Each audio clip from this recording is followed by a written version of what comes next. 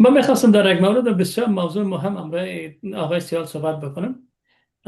آقای سیال، میخوایی که خبر خوش بشنوی یا بد بشنوی؟ خدا کنه خوش باشه.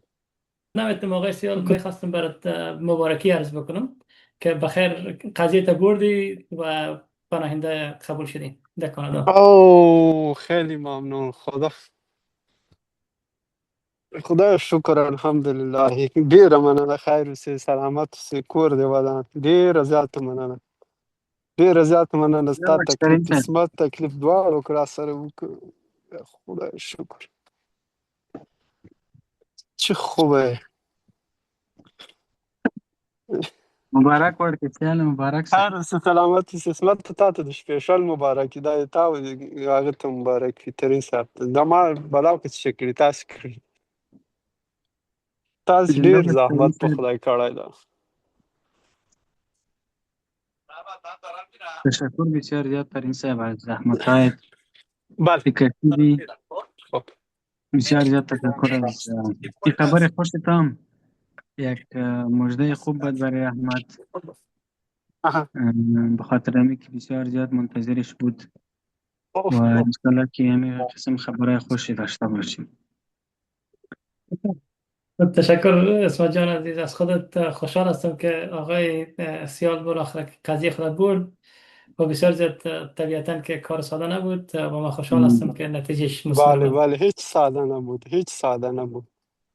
نومان ترین اولا اینکه آقای ترین ترین. صاحب بسیار از زحمتهایت بسیار زیاد تشکر و بعد از او که این خبر خوش در این روزای که مسافرین بسیار سخت شده بود، بعد از این دیگه خودت میفهمی اینجا دیگه کانادا مهاجرت و سیستماش یک ذره به مشکل خورده. خودت هم در جریان هستی دیگه، سر کار داریم همراه همین چیزا و در می سختی ها و می سخت قوانین که میشه که می قسم خبری خوش داشته باشه، یک دستاورد بسیار بزرگ برای شما، برای تیم و برای امو دستاوردی که امو سختی ها را که کشیدیم امو را واقعا بسیار ممنون بالا بود.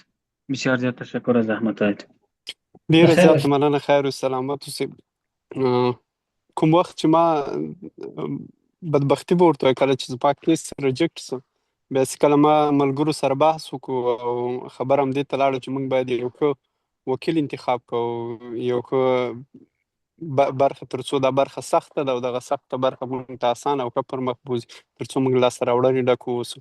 هغه و چې ملګرو راته مشوره هم دغه راکړل. ډېرو وکیلانو ریسرچ وروسته، له ډېر ریسرچ وروسته همدې ته هغه شولو چې ترین صاحب باندې مو پرېکړه وکړه چې ترین صاحب باید زموږ پروسه مخته بوځي، ځکه هغه تجربه په دې برخه کې لري او لاسته راوړنې لري. ملګرو ډېر د دې کار مسلکیتوب یادونه کوله. هغه و چې موږ د ترین صاحب انتخاب که او مخکې ورسره لاړو. دا د څو تقریبا د شپږو میاشتو په تېرېدو سره د موږ یو ډېره سخته پروسه چې موږ هیڅ تمه نه ترې لرله او موږ فکر کوو چې هیڅ امکان نه لري چې دا برخه موږ لاسته راوړنه ولرو په دې برخه.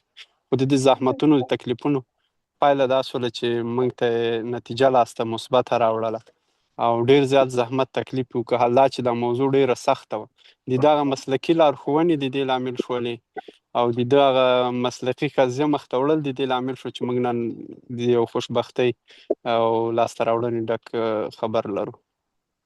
دا د سپیشل د ده ادارې ته او زما ملګري ته، عصمت جان ته مبارک. ډیره مننه سیال صاحب ستاسو نه از گپای نیک و از حرفایتان امی بسا قوت قلب است بر ما. میخواستم پیاده‌روی هم بکنم که ما آقای سیال هیچ از نزدیک ندیدیم. آقای سیال خودت فعلا کجا است؟ اگر از اون دمو رابطه کم تشریحات بدی برام. بدبختانه وای نه پوهېږم که خوشبختانه وای، مهاجرت ژوند دی که نه. زه همدا اوس تقریبا کار کې لګیا یم، یو کنسټرکشن کمپنۍ ده، هغې کې کار کې لګیا وم. یو وخت کې د ستا مسیج راغلی و، مسیج مې وکتل، هغه نه وروسته تا مسیج وکړو چې ته کولی سې زوم له لارې موږ سره یو ځای سې. نو هماغه و چې مطلب تاسو زوم له لارې یو ځای سو. ما ویل چې خدایه څه اسناد به غواړي، څه موضوع به وي.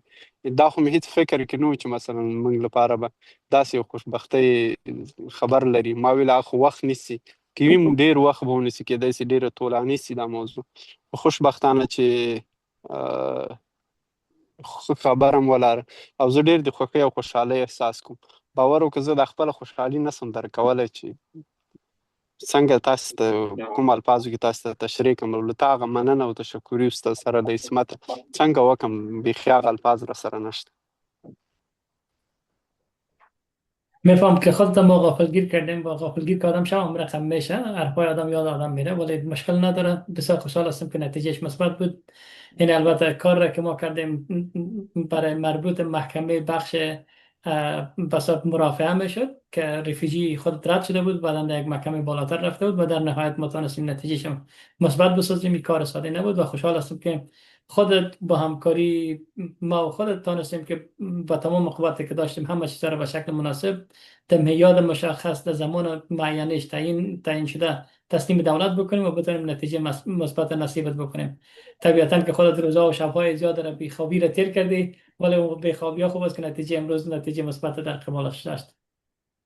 ډېره زیاته مننه، خیر اوسې، سلامت اوسې. دا ټول بس د هغه اخلاصمندۍ نتیجه او د عصمت د اخلاصونو نتیجه هم دغه شوله چې موږ ته یو مثبته نتیجه لاسته راکړه. باور وکړه چې نه زه یوازې مطلب د کیس ته به دومره په تکلیف وم، ولا زما ملګري له ما نه زیات د کیس ته په بیړه کې وو او غوښتل چې مطلب دغه برخه اکسپټ شي او هر وخت مثلا ما ته دوی ځورېدل، یعنې زه خپله دوی ته ځورېدم، دوی ما ته ځورېدل.